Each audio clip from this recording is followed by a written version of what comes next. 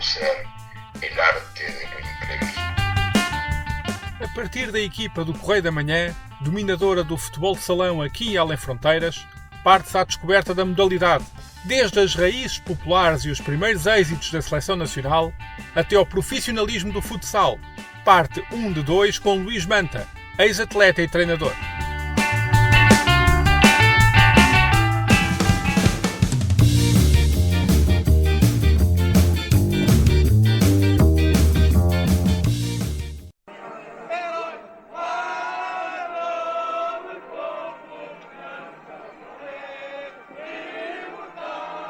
Foi assim que os jogadores portugueses festejaram a conquista do primeiro Campeonato Europeu de Futebol de Salão. No Palácio dos Desportos de Madrid, 5.000 espectadores assistiram àquilo que certamente não estavam à espera: a derrota da Espanha frente a uma seleção portuguesa que dominou sempre os acontecimentos. O Diário Desportivo Marca referia na sua edição de ontem que, salvo qualquer catástrofe, a Espanha deveria impor-se à seleção portuguesa. Puro engano. Não houve direito a recepção pelo Presidente da República, a diretos na chegada ao aeroporto ou a livros publicados a documentar o feito. Mas antes do domínio nacional no futsal da atualidade, já o país tinha dado cartas com a bola nos pés em pavilhão. Entre 1988 e 1991, a seleção de futebol de salão foi bicampeã europeia e campeã do mundo. Se não sabia, não há problema. Eu também não. E segundo Luís Manta, ex-atleta e treinador, esse desconhecimento é mais comum do que se possa pensar. Pouca gente sabia, ou pouca gente sabe. Hoje as pessoas vão sabendo que a gente vai publicando coisas dessa altura, e as pessoas, mas a gente já fomos campeões do mundo, já fomos campeões da Europa, e as pessoas não sabiam, pensavam que agora quando fomos campeões, quando a seleção foi campeão da Europa e campeão do mundo agora, pensavam que só agora tinha sido. As pessoas desconheciam que já tínhamos sido campeões do mundo e campeões da Europa em futebol salão. Porquê? Porque na altura os mídias não ligavam, ninguém ligava a isto, e pronto. De braço dado com o sucesso da seleção de futebol de salão nesses tempos estava um jornal. Ou melhor, não estava um jornal. Quer dizer, estava um jornal, mas não me refiro aos textos escritos, ao chefe da redação ou à revista de domingo. A equipa do Correio da Manhã impunha-se dentro da quadra e erguia troféus. E é a partir dela que vamos tentar contar esta história. Desde logo, talvez seja um bom ponto de partida começar pelas regras, diferentes do futsal atual. E já agora fazer uma ressalva. Neste episódio, vamos andar sobretudo a reboque dos convidados. Assumo que atirei-me para fora de pé. Eu sobre futebol de salão, futsal, futebol de 5 ou variantes várias, estou como cantava o Rui Veloso.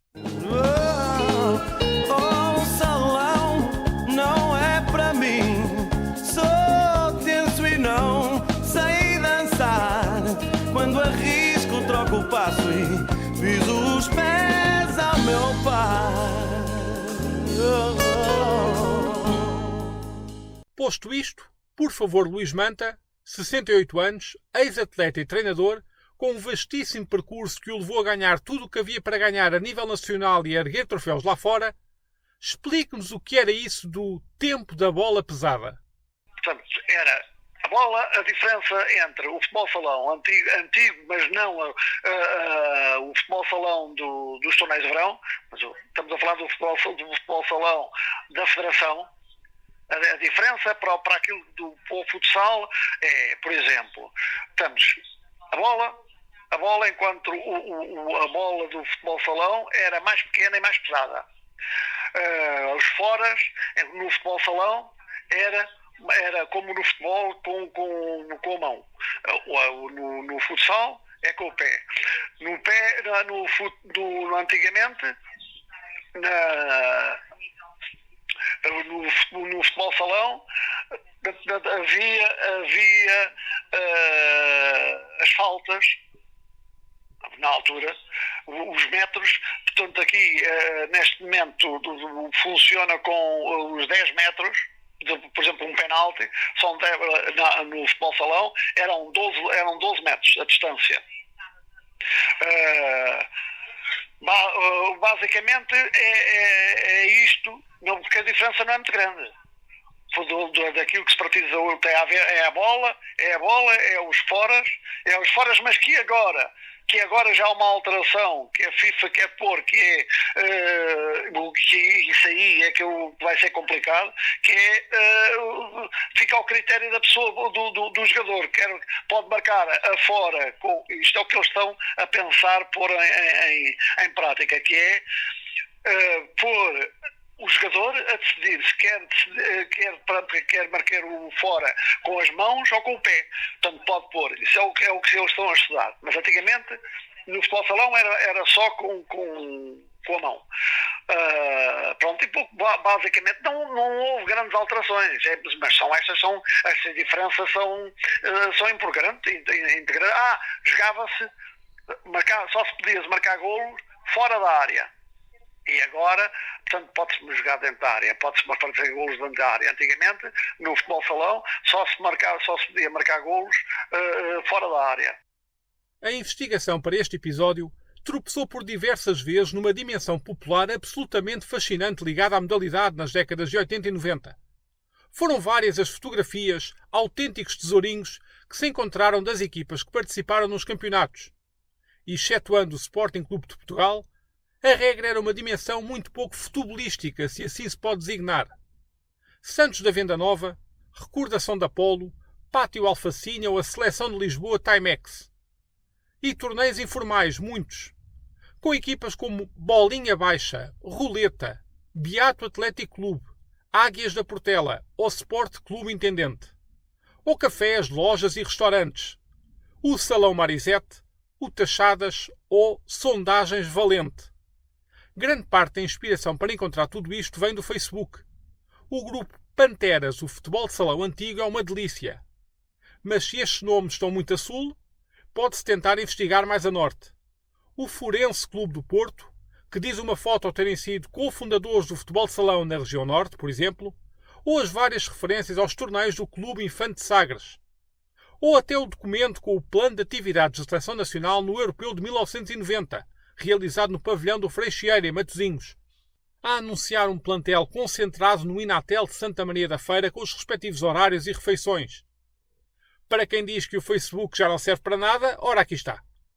Nos dias que se seguem este episódio, uma galeria fotográfica com algumas das descobertas em que se foi tropeçando será publicada em tomadeira.substack.com. E destaco desde já que, com tanto Adidas e Sanjo nos pés, aquelas imagens vistas aos olhos de hoje são de verdadeiros influencers. Para já, vamos ao episódio propriamente dito sem mais desvios. Falou-se em torneios e foi num desses que Luís Manta começou a jogar. Aliás, o seu nome foi um dos encontrados nas pesquisas associado à equipa Ranger Futebol Clube. E antes ainda, em idade adolescente, com um cartão de atleta do Futebol Benfica. Para trás tinha ficado o início pelo Futebol de 11. É ele quem explica o que eram esses tempos. O primeiro torneio onde entrei foi um torneio que se realizava ali em Queluz, onde a grande parte da assistência eram militares do RIOC, que é um quartel que há ali encostado, de maneira que a assistência era quase sempre militares, e havia também lá uma outra equipa de militares. Mas foi aí aos 12 anos que eu comecei, e foi uma paixão que eu nem futebol de 11 nunca mais joguei, portanto, em termos federados, nunca mais joguei. E joguei sempre futebol salão. A partir daí fiz inúmeros torneios de futebol salão, portanto, tinha uma equipa, portanto, com os meus amigos também, que se chamava a Roleta. Até torneios de futebol salão organizámos. Nunca saí, portanto, e o meu começo, essa fotografia que tem e que eu pus, se eu não tenho 12 anos aí, ando muito perto, tenho 12 ou 13 anos aí, nesse que foi um torneio, eram uns torneios, que era um torneio na altura muito bom, que organizava o Clube de Futebol Benfica. E a rapaziada ia a esses torneios todos, portanto a gente cotizava-se, portanto a inscrição, por exemplo, eram 500 escudos, nós se fôssemos 10 eram 50 escudos a cada um, portanto, e fazíamos a inscrição. Portanto foi assim, e antigamente as coisas funcionavam assim. Enquanto jogador, sagra-se campeão nacional ao serviço do Quintinha. E foi exatamente o Quintinha o ponto de partida para o Correio da Manhã entrar na rota do sucesso, deixando para trás uma atividade mais recreativa, se assim se pode chamar. Como tantas vezes acontece no desporto, o fim de uma equipa é o despertar de outra. O Correio da Manhã. O Correio da Manhã era o grupo desportivo do Correio da Manhã, mas inicialmente a equipa no início era com empregados do Correio da Manhã, colaboradores do Correio da Manhã. Os colaboradores do Correio da Manhã, entretanto, tinham amigos, porque aquilo também não havia tanta gente assim, quanto isso na altura, estamos a falar da década de 70, 80, também não havia assim tanta gente interessada em fazer os torneios, e os colaboradores, que eram 5, 6, 7, 8, mas depois arranjavam um amigo que era mais jeitoso, davam uns toques e não sei o que na bola, e arranjavam mais 1, 2, 3 amigos que eram de fora. Portanto, o Correio da Manhã, por exemplo, passa para uma fase mais séria. Na altura, o Correio da Manhã nunca foi profissional. Teve futsal. É uma história muito... que eu estou por dentro dela na primeira pessoa, mas, por exemplo, no Correio da Manhã passou desta fase para uma fase, dos empregados, dos colaboradores do Correio da Manhã, jogarem futsal, participarem nos torneios. Depois houve eu jogava na altura no Quintinha, portanto, mas eu já estava na casa dos 30, tinha 31, 32 anos, joguei no Quintinha. O Quintinha na altura foi campeão nacional de futebol salão. A equipa do Quintinha tinha uma grande equipa, tinha jogadores, o Pátio Alfacinha tinha acabado, e uma parte dos jogadores do Pátio Alfacinha passaram para o Quintinha. E então o Quintinha tinha uma bela equipa, e no final da época, eu não me recordo, mas época na altura 88, para aí 1988, por aí 88, 89, eu dava-me bem eu entretanto, nessa fase do Correio da Manhã, dos colaboradores com mais 1 ou 2 ou 3 que tinham jeito e davam mais uns toques, eu era dos tais que tinha mais algum jeito e davam uns toques, eu criei uma amizade com um diretor do Correio da Manhã. Uma amizade muito grande, era um amigo, e as pessoas sabiam disso, e o treinador do Quintinha veio ter comigo e disse: tu fala lá com o Sr. Lourenço Pérez, tu não queres, se o Correio da Manhã não quer ficar com a equipa do Quintinha, que tinha sido campeão nacional. E eu, está bem, eu vou falar ao João. Ele chamava-se João, coitado. Deus tenha em descanso, Deus tenha alma em descanso. Já faleceu há pouco tempo, o João, depois morreu novo. E eu fui falar com o Lourenço Pérez, também já faleceu. Ele disse: deixa estar que eu vou falar com a administração. E entretanto ele falou com a administração disse que sim. Veio ter comigo, disse que sim. Eu disse ao João que sim, e a equipa do Quintinha, que tinha sido campeã nacional, foi toda para o Correio da Manhã. E era uma equipa de futebol salão muito, muito, muito boa. E pronto, e nasce esta fase do Correio da Manhã mais séria, sem ser profissional, portanto era mais séria. Se à luz dos tempos atuais e salvaguardando algum eventual choque geracional, uma equipa chamada Correio da Manhã pode parecer algo insólito, então esperem que ainda não acabou. No percurso de Luís Manta, consta também o comando técnico da revista Nova Gente, com quem foi vice-campeão. E como é que aparece a Nova Gente? A Nova Gente é pequenolice também. É alguém que pertence, que está perto da administração da Nova Gente, que gosta de futebol salão, e consegue convencer o Jacques Rodrigues, que era o dono da Nova Gente, consegue convencê-lo a investir numa equipa de futebol salão. E pronto, ele disse que sim, mas a Nova Gente já não era com empregados, a Nova Gente era com gente da zona de perto de Nafarros, do Municipal. A rapaziada era quase toda dali. E depois também quiseram dar o salto, uma coisa semelhante ao que aconteceu ao Correio da Manhã, quiseram dar o salto para uma coisa mais séria,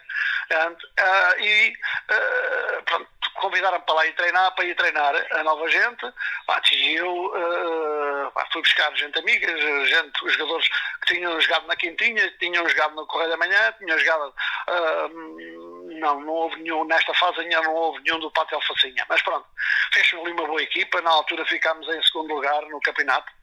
A primeira metade da década de 90 revela-se triunfante para o Correio da Manhã. Vence a Taça dos Clubes Campeões Europeus, depois de já ter sido finalista vencido, a Taça Latina, o Campeonato, a Taça de Portugal e a Supertaça. Um plantel para a história da modalidade. Era muito boa, a equipa era muito boa. Os jogadores, pronto, ouça, se fosse possível transportá-la para aquilo que para o futsal de hoje, não tem comparação. Ouça, tinham uns jogadores com uma qualidade tremenda mesmo. Eram jogadores que conheciam bem o jogo, que é o problema hoje do futsal. Eram jogadores que conheciam muito bem o jogo e eram jogadores com uma qualidade técnica extraordinária. Portanto, nós tivemos 2 anos em que ganhámos tudo. Portanto, e tudo isso que me disse, ganhou-se tudo. E depois fizemos uma coisa que quase ninguém faz, que é você estar numa modalidade onde domina, ganha tudo. Rigorosamente tudo. Quando eu fui treinador do Correio da Manhã, perdemos a primeira prova, que era uma taça de Lisboa, de futebol salão. Mas isto já estamos a falar no futebol salão organizado, com a federação. Porque está aqui uma fase em que da organização do futebol salão. Mas, portanto, nós perdemos aí, e depois, durante 2 anos, 2 épocas, ganhou-se rigorosamente tudo, a nível interno e a nível internacional. O Correio da Manhã já tinha ido, na época anterior a eu ter chegado ao Correio da Manhã, o Correio da Manhã já tinha ido à final da Taça dos Clubes Campeões Europeus. E perdeu, com o Ryan. E depois fomos lá 2 vezes e ganhámos as 2 vezes. Começou-se este episódio com um som dos arquivos RTP respeitando ao título de campeão europeu da Seleção Nacional de Futebol de Salão em 1988. E continuando a percorrer os arquivos RTP, encontra-se uma entrevista do selecionador nacional, 2 anos mais tarde, em vésperas do Europeu de 1990 a realizar em Portugal, onde admite alguma desorganização na instituição. A Federação Portuguesa trabalha atualmente na preparação da Seleção Nacional com vista à sua participação na Taça Latina, a realizar em dezembro em Madrid, e no Campeonato da Europa, em janeiro de 90, a realizar em Portugal. Portugal é o atual campeão da Europa. Resultante de uma pré-seleção de 28 jogadores, provenientes de Lisboa, Porto, Aveiro, Alcobaça, Minho e Setúbal, pretende-se formar uma equipa nacional que será constituída por 15 atletas. Nós viemos para cá, não encontramos nada aqui de registro de qualquer coisa sobre o trabalho anterior das seleções, mas estamos a criar agora esses novos dados para que nós e os próximos que vierem terem o trabalho um bocadinho mais facilitado. Estava a querer dizer que isto estava um pouco desorganizado, que não encontrou um trabalho bem feito. Um pouco em favor, estava totalmente desorganizado. Portanto, não existia, era zero, o que existia é zero. Deste lado, desconhecemos se a desorganização eventualmente se terá mantido nos anos seguintes ou se foi resolvida. Mas o que é certo é que foi um desentendimento com a Federação Portuguesa de Futebol de Salão que levou à saída do Correio da Manhã da participação em provas sob a sua égide. O que é que acontece? Acontece que eu e o diretor desportivo temos um quiproquo com o selecionador de futebol de salão. O que é o quiproquo? O quiproquo é portanto, existe uma prova de seleção, salvo erro, era uma taça latina de seleções, e ele convoca 10 jogadores. Acho que foi 10 jogadores do Correio da Manhã.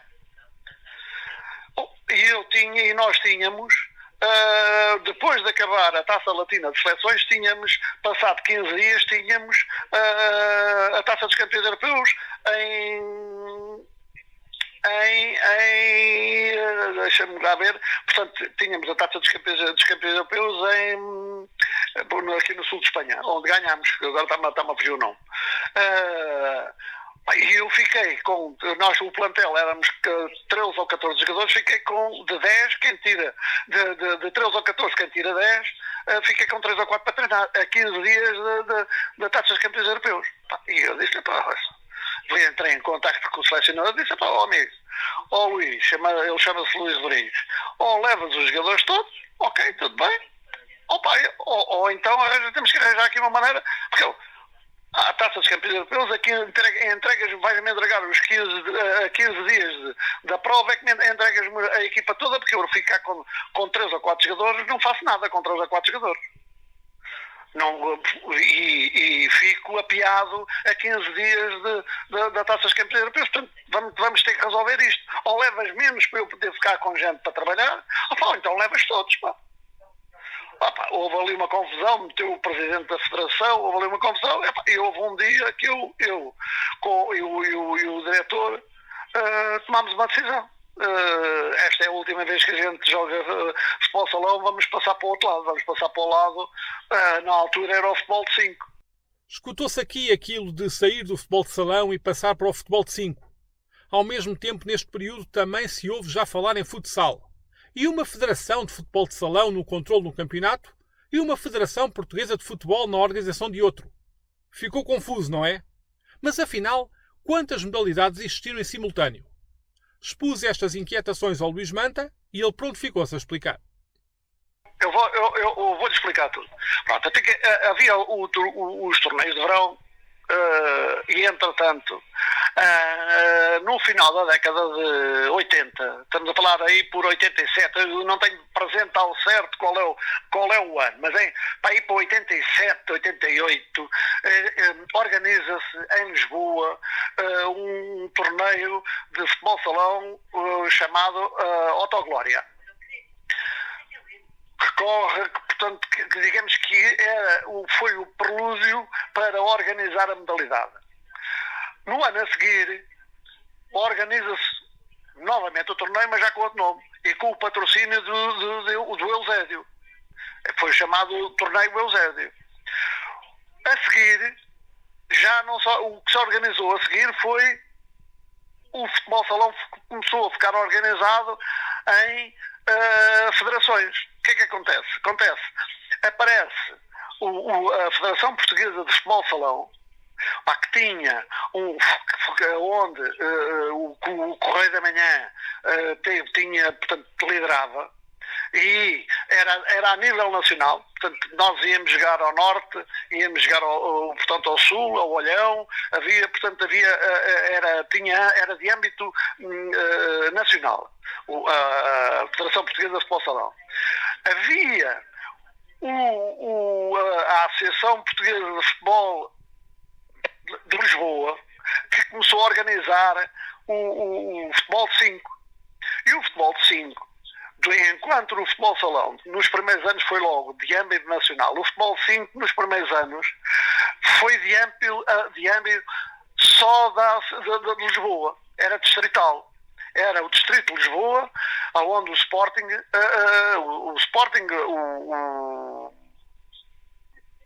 e agora está-me a fugir, o Atlético, uma série de clubes afiliados na Associação de Futebol de Lisboa,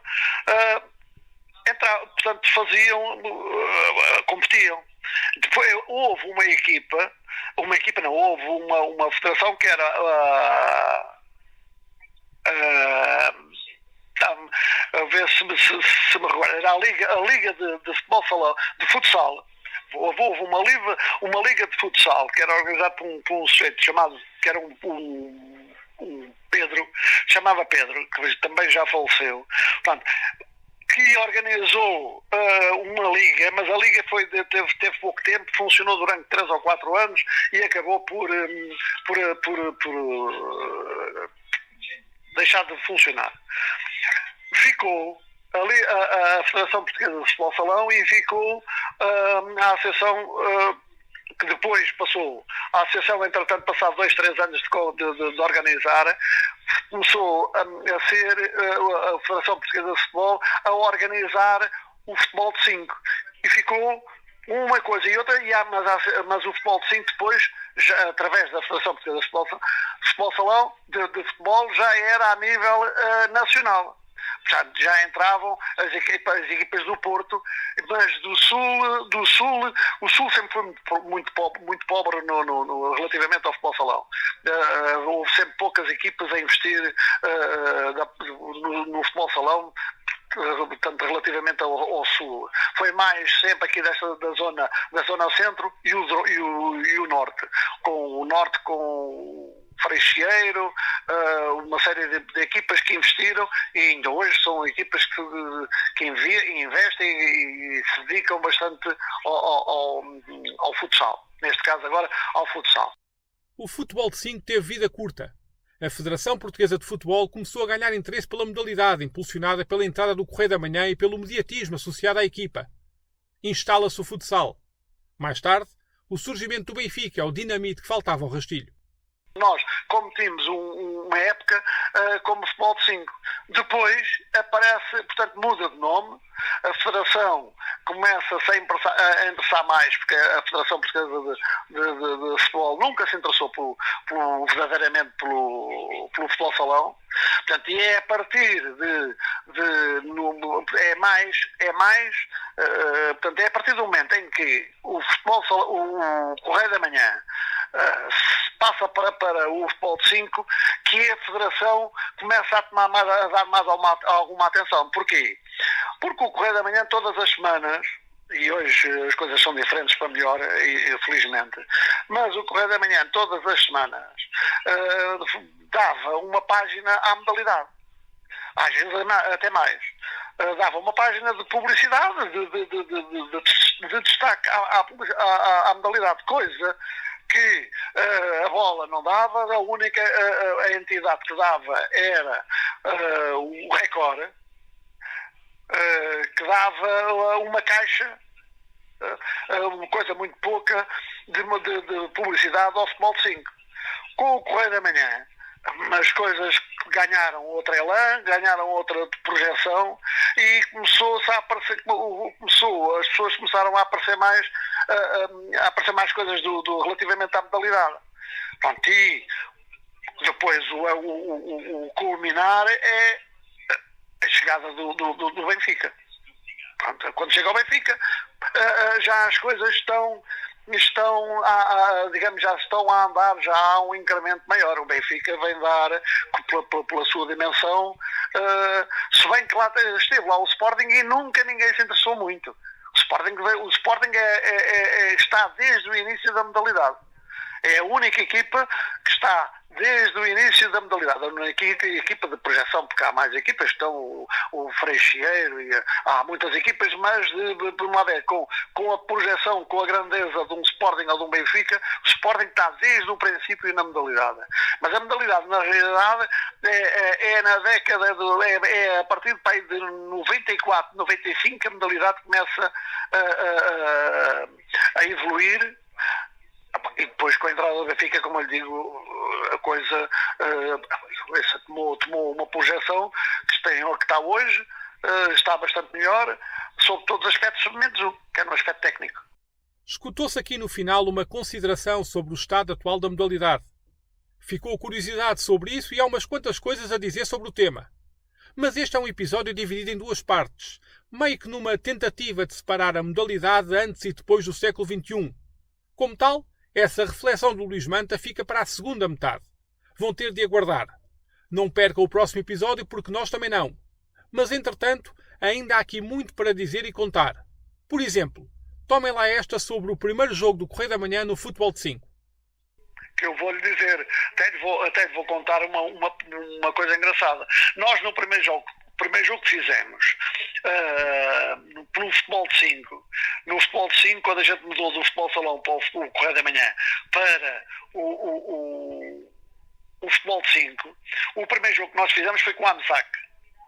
Não foi com o Santos da Venda Nova. Foi com o Santos da Venda Nova o primeiro jogo do campeonato que a gente fez, em que já se jogava jogava-se com as regras de poder marcar golos dentro da área. Acontece que nós perdemos, foram 12-1 o primeiro jogo. 12-1 ou 12-2 que nós perdemos. Porquê? Os nossos jogadores, como estavam habituados a marcar golos fora da área só, levavam a bola, jogávamos dentro da área, podíamos fazer golos, não, eles vinham para fora da área para marcar o golo, por uma questão de hábito. Portanto, as situações de golo que tínhamos para fazer golo, não se marcava o golo, trazia-se a bola para a bola da área para poder fazer o golo. Portanto, e nesse jogo, o primeiro jogo perdemos por 12, acho que foi 12-2 ou 12-1 ou 12-2 com o Santos da Venda Nova. Porque tem a ver com as regras, porque é muito diferente jogar com poder fazer golos dentro da área ou não poder fazer. Portanto, essa foi também a diferença. Regressando àquele jogo de Portugal disponível nos arquivos RTP, salta à vista o nome de Rui Ribeiro, autor de 4 golos no triunfo da seleção. Inevitável perguntar a Luís Manta se era o Rui Ribeiro o Ricardinho daquela altura. Ou será que haviam mais mágicos naqueles tempos da bola pesada? Não, havia muitos. Havia muitos jogadores. No Norte e no Sul havia muitos jogadores com muita qualidade. Você neste momento tem o Ziquité fora do comum. Hoje, na atualidade, você tem um jogador que é o Ziquité, que é fora do comum. Na altura, dou-lhe mais o Rui Ribeiro. O Rui Ribeiro, melhor, era goleador, era pivô. O Rui Ribeiro era pivô, fez 4 golos, sim senhor, nesse Campeonato do Mundo. O Rui Ribeiro era um goleador. Não precisa, os jogadores naquela altura, se rematassem 60 vezes à baliza, faziam 30 golos, 40, porque a eficácia não tem nada a ver com o destes rapazinhos. Mas tinha o Rui Ribeiro, tinha o Manel Azevedo era o melhor marcador, foi o melhor marcador ainda hoje. O Manel Azevedo já no futsal, em futsal, já com 40 anos, não sei se foi o melhor marcador, mas eu penso que andou com 40 anos, ele fez 40 e não sei quantos golos. Estamos a falar em 1999, 98. O Manel Azevedo a jogar pelo Santos da Venda Nova, tinha com 40 anos, fez 45 ou 46 golos. Ouça, esse sim foi o melhor marcador, era melhor marcador que o Rui Ribeiro. Mas o Rui Ribeiro tinha o Cristóvão, depois tinha um excelente jogador que é treinador, o Paulo Tavares, no Norte, tinha o André Lima, que é do Norte também, que era um excelente jogador. Havia muitos jogadores. Hoje infelizmente, a gente tem o Ziquité, e você não tem muito mais. Hoje não há grandes jogadores. Ficou no ar mais um esboço de diagnóstico do Luís Manta sobre o panorama atual do futsal que despertou a curiosidade, não foi? Pois bem, a entrada da modalidade no século XXI, nas suas múltiplas vertentes, desde a futebolização em resultado da hegemonia de Benfica e Sporting, passando pelo aparecimento do futsal feminino, o clique no mediatismo e semi-profissionalização, ou até mesmo a razão de não ser desporto olímpico, são temas para a segunda parte. A contar com mais um testemunho. Nuno Lopes, dirigente que ajudou a erguer um dos mais excitantes projetos da primeira metade do novo milénio. O Belenenses, que ousou durante 3 épocas desafiar a monotonia dos 2 clubes da segunda circular. Aqui fica um cheirinho, antes da despedida com um até breve. Desde logo com um spoiler. Sim, estava a chover e por isso gravou-se com o Nuno Lopes dentro do carro a ouvir a chuva cair. Não se queixem que há vídeos no YouTube com milhares de visualizações só com o som de água. Aqui no Podcasting do Povo é assim. Grava-se onde dá jeito, mas tem-se no bolso a desculpa de que é inovação. Sentir que podia ter lá chegado, sim, claro que sim. Repara, o Sporting hoje é grande, fruto do... A modalidade evoluiu. Não evoluiu, a modalidade caminhou para um rumo diferente do que aquilo que estava. Hoje a intensidade física acaba por tornar muito mais importante o desempenho, e o Sporting e o Nuno Dias foram inteligentes em relação a isso e trouxeram essa vertente para o nosso futsal. Nós, belenenses, competimos com algo que nunca mais voltaremos a ver, se calhar, infelizmente, que era o fenómeno Ricardinho. Hoje assiste-se ao fenómeno Ronaldo. O fenómeno Ricardinho é algo sobrenatural, a meu ver, e que nós disputamos campeonatos com o melhor Benfica de sempre. O Sporting tem ganho campeonatos a um Benfica bom, com atletas bons. O Benfica ganhou o Belenenses disputou o seu lugar e ganhou o seu lugar e o seu mérito contra o melhor jogador de todos os tempos que houve, que era metade de uma equipa. E quem ouviu jogar sabe do que é que eu estou a falar e sabe bem que, olhando hoje para os pavilhões, esse fenómeno não existe. O Ricardinho no Benfica foi responsável durante aquele tempo, é claro que com atletas também eles muito bons, como o André Lima, como o Pedro Costa, como o Arnaldo, como uma série deles, todos eles muito bons, mas o Ricardinho era o upgrade de tudo, era a cereja do topo do bolo de qualquer equipa do mundo, onde quer que seja. Ele era um fenómeno sobrenatural, como foi o Maradona e como foi o Pelé e como hoje ainda é o Ronaldo. E nós, mesmo assim, conseguimos ter o nosso espaço. E tenho a certeza que se as coisas decorressem de forma natural como deveriam ter corrido, mesmo com esse fenómeno Ricardinho, o Belenenses deveria ter 2 títulos nacionais mais.